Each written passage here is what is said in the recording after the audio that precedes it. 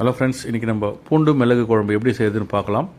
இதுக்கு பேன் அடுப்பில் வச்சுட்டு கொஞ்சமாக நல்லெண்ணெய் சேர்த்துக்கிறோம். நாங்கள் செக்கு நல்லெண்ணெய் தான் வாங்கியிருக்கோம். ஸோ அதனால் நல்லெண்ணெய் சேர்த்துட்டு 1 ஸ்பூன் கடலைப்பருப்பு, 1 ஸ்பூன் உளுந்து பருப்பு சேர்த்து கொஞ்சம் பொன்னிறமாக வதங்கட்டும்.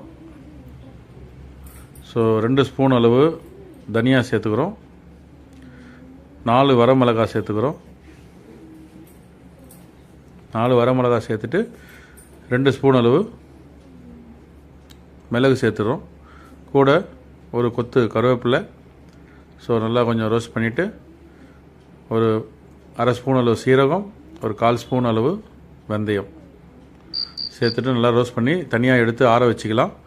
பேனை திருப்பி அடுப்பில் வச்சுட்டு இப்போது நல்லெண்ணெயை தாராளமாக சேர்த்துக்கிறோம். ஏன்னா இதுதான் நம்ம தாளித்து குழம்பு செய்ய போகிறது. எந்த அளவுக்கு நல்லெண்ணெய் அதிகமாக இருக்குதோ அந்தளவுக்கு டேஸ்ட்டும் ஃப்ளேவரும் நல்லாயிருக்கும். ஸோ எண்ணெய் காஞ்ச உடனே கடுகு சேர்த்துக்கிறோம் தேவையான அளவு. கொஞ்சோண்டு வெந்தயம், கொஞ்சம் சீரகம் சேர்த்துட்டு நல்லா பொரிஞ்சதுக்கப்புறம் நம்ம சின்ன வெங்காயம் தோல் நீக்கி கட் பண்ணி வச்சுருக்கோம். ஸோ சின்ன வெங்காயத்தை சேர்த்துட்டோம். ஸோ நல்லா ஆயில் ஆகுதுன்னா நல்லா ஃப்ரை ஆகுது. கூடவே கொஞ்சம் ஒரு கைப்பிடி அளவு பூண்டு தோல் நீக்கி சேர்த்து வதக்கலாம். அதுக்குள்ளே அதே அளவு பூண்டு தோல் நீக்கி மிக்சியில் பேஸ்ட் பண்ணி எடுத்து வச்சுக்கலாம்.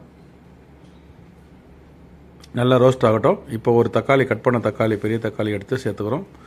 ஸோ இதுவும் நல்லா வதங்கட்டும். வதங்கும் போது நம்ம ஆல்ரெடி அரைச்ச பூண்டு பேஸ்ட் எடுத்து சேர்த்துக்கலாம்.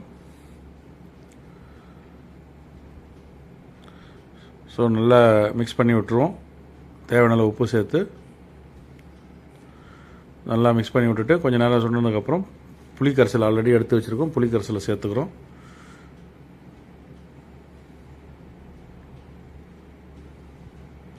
நல்லா கொதித்து வரட்டும். அதுக்குள்ளே நம்ம ஆற வச்ச கடலைப்பருப்பெல்லாம் சேர்த்து பேஸ்ட் பண்ணி மிக்ஸி ஜாரில் அந்த பேஸ்ட்டை சேர்த்துக்கிறோம்.